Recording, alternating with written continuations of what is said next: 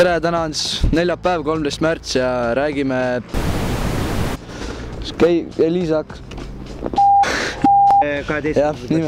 12. klassi õpp. Loodame, et kõik on elus ja värk-särk korras. Nii palju, kui ma kuulnud olen, on kõik korras. Mis ma veel räägin? Täna on 13. märts, neljapäev. Tere, täna on 14. märts, neljapäev ja räägime õnnetusest, mis siin toimus mõned nädalad tagasi. Et õnnetuse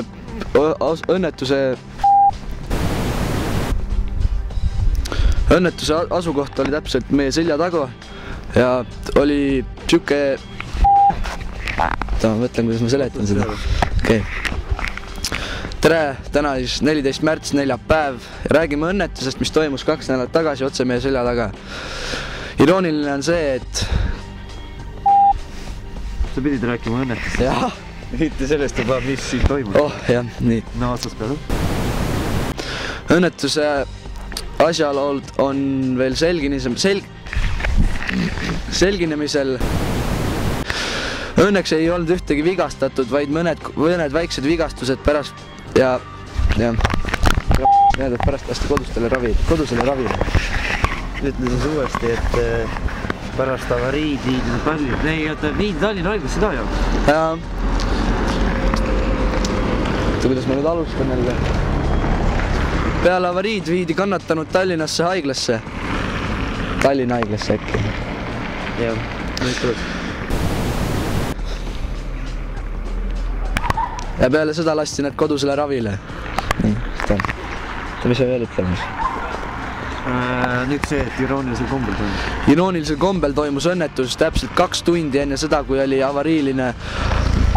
Mis mõttes pärast? Konverents toimus 2 tundi pärast avariiline. Irooniline oli see, et konverents autoõnnetuste kohta toimus 2 tundi pärast õnnetust.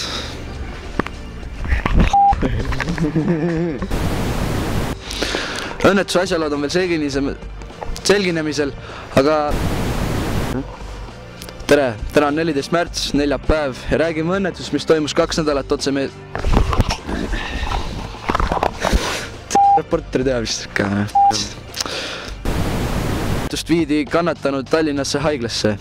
Tallinna haiglasse. Ja nüüd läks... Hakka sealt pihti, et kannatanud viidi. Toimus komment.